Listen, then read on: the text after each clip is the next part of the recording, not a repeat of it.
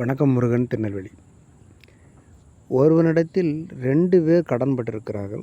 ஒருவன் 500 வெள்ளிக்காசும் மற்றவர் 50 வெள்ளிக்காசும் கொடுக்க வேண்டியதாக இருக்குது.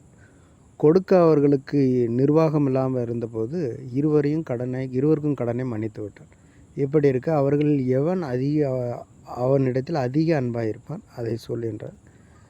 அதற்கு, எவனுக்கு அதிகமாய் கடன் மன்னிக்கப்பட்டதோ அவனே அன்பாக இருப்பான் என்று நினைக்கிறேன் என்றார்.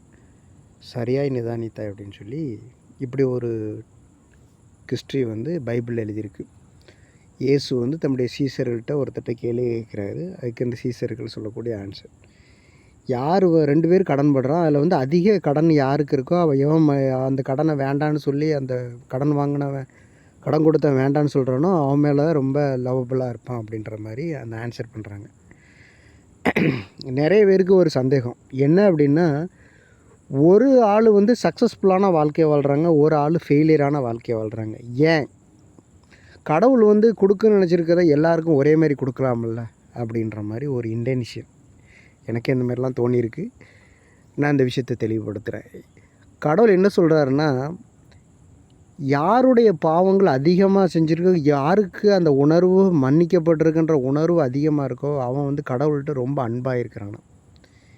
நான் பாவமே செய்யலையே, என்னுடைய பாவங்கள் ஒன்றும் பெருசாக இல்லையே, அப்போ நான் மன்னிக்கப்படுறதுக்கு என்கிட்ட ஒன்றுமே இல்லையே அப்படின்னு சிலவங்க தன்னுடைய சுய பெருமையை பறைசாற்றுவாங்க.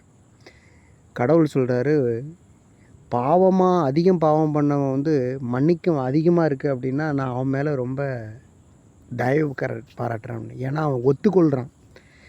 இங்கே இருக்கக்கூடிய மனுஷர்கள் எல்லாருமே பாவம் செஞ்சு தான் கெட்டு போயிருக்கான். அதில் குறைஞ்ச பாவம் கூடுன பாவன்றது எதுவுமே கிடையாது. அப்போ ஒருத்தன் அதை மனம் ஒத்துக்கொள்ளுது, நான் பாவி அப்படின்றத ஒத்துக்கொள்கிறான். அந்த ஒத்துக்கொள்கிற மனசுள்ளவன்கிட்ட கடவுளை அதிகமாகவே பிரியம் செலுத்துகிறார். அதாவது கடவுளை யார் முழுமையாக ஏற்றுக்கிறான் அப்படின்னு, நான் ரொம்ப யோக்கியன் அதனால் கடவுள் என் மேலே கிருபையாக இருக்கணும் அப்படின்னு நினைக்கிறது ஒரு குரூப்பு. ஆண்டவரே, நான் இருக்கிறதுலே கல்ஜட நான் தான், என்னையும் நீங்கள் மன்னிங்கப்பா அப்படின்னு ஒரு தம்பி நிற்கிறாமல்ல, அவனை தான் ரொம்ப பிடிக்குது. தன்னுடைய சுய நீதினால் ஒருத்தனை கடவுள்கிட்ட போய் கேட்கும் பொழுது கடவுள் அதை வெறுக்கிறார். தான் பாவின்றதை ஒத்துக்கொள்கிறதும் தன்னிட்ட இருக்கக்கூடிய திறமைகளோ தாளந்துகளோ பெரிய விஷயமா இல்லாமல் எல்லாமே நீங்கள் கொடுக்குற கிரேஸ், ஒரு கிருபை, ஒரு தயவு அப்படின்னு நினச்சி ஒருத்தன் ஒத்துக்கொள்கிறானோ அவன் மேலே ரொம்ப கரிசனையாக இருக்கிறார். அதனால் நீங்கள் கடவுள்கிட்டருந்து நீங்கள் அதிகமாக பெற்றுக்கொள்ளணும்னு நீங்கள் ஆசைப்பட்டான ஒரு நபராக இருந்தீங்க அப்படின்னா, உங்களுக்கு அந்த ஒரு எப்படி சொல்கிறதுனா தாழ்வு, அந்த மனப்பான்மை கொஞ்சம் தாழ்மையாக இருக்கட்டும். நான் ரொம்ப இன்டெலிஜென்ட்டான ஆள், ரொம்ப அதிபுத்திசாலித்தனமான ஆளுன்னு கடவுள்கிட்ட போய் நிரூபிக்க வேண்டாம். நீங்கள் மனுஷன்கிட்ட வேணால் அதை நிரூபிக்க முயற்சி பண்ணலாம். ஆனால் கடவுள் பார்வையில் எல்லாரும் ஒரே ஈக்குவல் தான், பாவி. அந்த இன்டென்ஷன் உங்களுக்கு தாழ்மைப்படுத்தட்டும். அப்போ தான் கடவுள் உங்களை உயர்த்துன்றதில் ஒரு பிடிவிதமான குணங்களோட ஆளாக இருக்கிற அவருமே.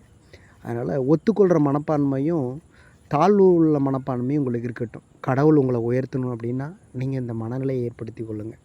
அப்போ கடவுள் வச்சுருக்கக்கூடிய அபரிதமான ஆசீர்வாதம் உங்கள் வாழ்க்கையில் புரண்டு வரட்டும். Okay, God bless you.